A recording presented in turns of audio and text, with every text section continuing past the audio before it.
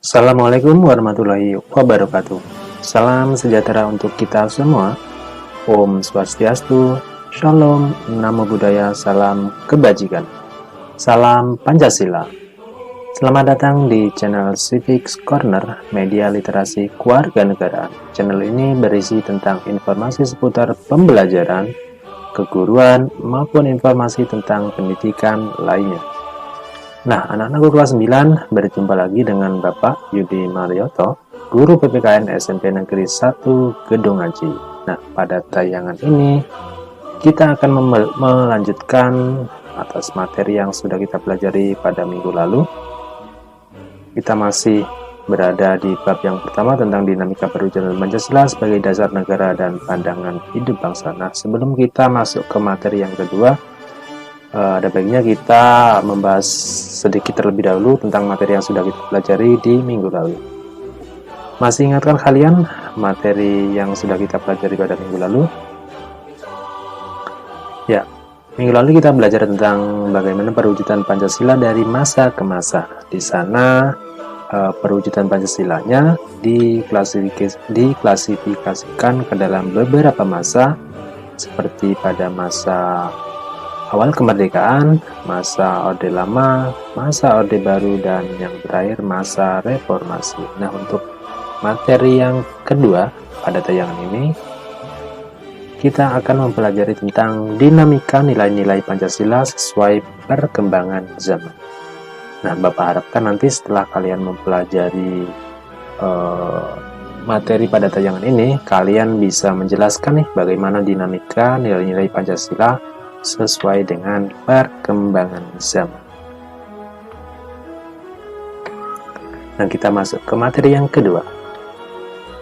Diterimanya Pancasila sebagai dasar negara dan pandangan hidup bangsa sebenarnya memberikan dampak bahwa nilai-nilai Pancasila itu haruslah dijadikan sebagai landasan pokok bagi penyelenggaraan negara Indonesia.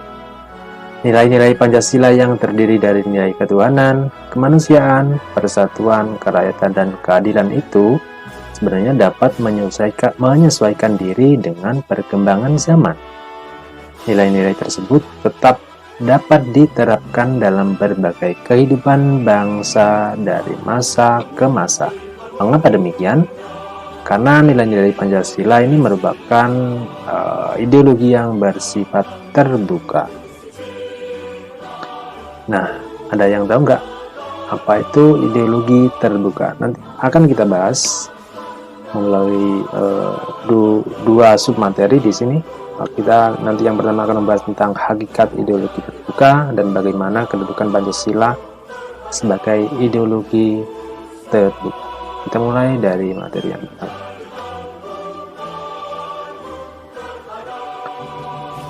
Nah, sebenarnya ada banyak sekali pakar ataupun ahli yang menyampaikan atau memberikan definisi tentang ideologi. Namun di sini Bapak akan memberikan hanya dari beberapa pakar saja. Selanjutnya mungkin nanti kalian bisa membaca lebih lanjut, lebih jauh di buku ataupun melalui internet dan lain-lain. Yang pertama, ideologi itu didefinisikan oleh Mubyarto. Beliau mendefinisikan ideologi adalah sejumlah doktrin, kepercayaan, dan simbol-simbol sekelompok masyarakat atau suatu bangsa yang menjadi pegangan dan pedoman kerja atau perjuangan untuk mencapai tujuan masyarakat. Kemudian ahli yang selanjutnya ini adalah Frans Magnus Suseno. Beliau ini menyatakan bahwa ideologi itu bisa diartikan secara luas maupun secara sempit. Secara luas, ideologi itu dianggap sebagai cita-cita, nilai dasar, dan keyakinan yang dijunjung tinggi sebagai pedoman normatif. Sedangkan secara sempit, ideologi diartikan sebagai gagasan atau teori menyeluruh tentang makna hidup yang menentukan bagaimana manusia hidup dan bertindak.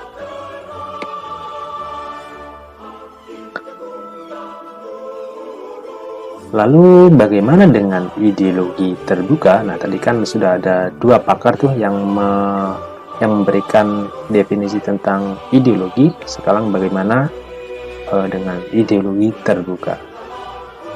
Apa bedanya dengan ideologi-ideologi tertutup misalnya? Nah, silakan kalian garis bawahi bahwa ciri khas ideologi terbuka itu adalah nilai-nilai dan cita-citanya itu tidak berasal dari luar atau tidak dipaksakan dari luar, melainkan digali dan diambil dari kekayaan rohani, moral, dan budaya masyarakat itu sendiri. Nah, ini adalah ciri khas dari ideologi terbuka. Ideologi terbuka itu dia itu tidak berasal dari luar, melainkan dari kekayaan rohani, moral, dan budaya masyarakat itu sendiri.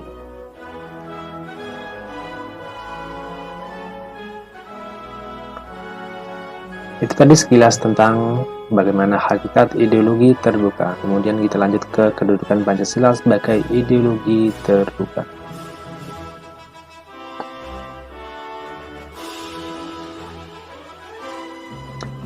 Pancasila berakar pada pandangan hidup bangsa dan falsafah bangsa sehingga memenuhi prasyarat menjadi ideologi yang terbuka. Keterbukaan Pancasila mengandung pengertian bahwa Pancasila senantiasa mampu berinteraksi secara dinamis. Dinamis di sini maksudnya dia mudah mengikuti perkembangan zaman. Nilai-nilai Pancasila itu tidak berubah, namun pelaksanaannya disesuaikan dengan kebutuhan dan tantangan nyata yang kita hadapi dalam setiap waktu. Jadi di sini dimaksudkan Pancasila itu menegaskan bahwa sifatnya aktual, dinamis, antisipatif, serta senantiasa mampu menyesuaikan diri dengan perkembangan zaman. Nah, dari penjelasan tersebut, kita bisa mempelajari bahwa Pancasila sebagai ideologi terbuka memiliki atau mengandung nilai-nilai sebagai berikut. Yang pertama itu nilai dasar, nilai instrumental, dan nilai praksis. Kita mulai dari nilai yang dasar terlebih dahulu. Nilai dasar ini hakikatnya terdiri atas 5 nilai, yaitu nilai ketuhanan, nilai kemanusiaan, nilai persatuan, nilai kerakyatan, dan nilai keadilan. Nah, ini sambil menjelaskan, kalian bisa sambil menyimak di buku ya. Nah, nilai ketuhanan dalam Pancasila sebagai ideologi terbuka itu merupakan hubungan warga negara Indonesia sebagai insan pribadi atau makhluk individu dengan Tuhan Yang Maha Esa sebagai pencipta alam semesta. Nah, di nilai ketuhanan ini mendefinisikan bahwa bangsa kita, bangsa Indonesia itu sebagai bangsa yang religius atau bangsa yang beragama, memiliki keyakinan dan kepercayaan terhadap adanya Tuhan Yang Maha Esa. Nah, dari sini berarti bangsa-bangsa Indonesia yang tidak beragama atau tidak mengakui adanya ketuhanan sebenarnya sudah tidak sesuai dengan Pancasila. Kemudian nilai kemanusiaan. Nilai kemanusiaan dalam Pancasila diwujudkan dalam bentuk hubungan warga negara Indonesia dengan sesama manusia sebagai insan sosial. Jadi di sini manusia tidak dapat hidup sendiri, senantiasa hidup saling membutuhkan. Oleh karena itu, harus dijalin sikap kekeluargaan dan tolong-menolong antara sesama manusia tanpa membedakan suku, bangsa, agama, ras, antar golongan maupun antar bangsa. Nilai persatuan dalam Pancasila diwujudkan dalam bentuk hubungan warga negara Indonesia dengan bangsa dan negaranya sebagai insan politik. Nah, di sini setiap warga negara terikat oleh aturan-aturan yang berlaku dalam negara tersebut. Jadi, setiap warga negara dituntut untuk mentaati peraturan itu sebagai wujud rasa cinta tanah air, mengutamakan kepentingan bangsa dan negara di atas kepentingan pribadi dan golongan.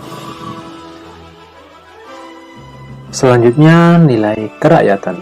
Nilai kerakyatan dalam Pancasila diwujudkan dalam bentuk hubungan warga negara Indonesia dengan kekuasaan dan pemerintahan sebagai pemegang kedaulatan rakyat.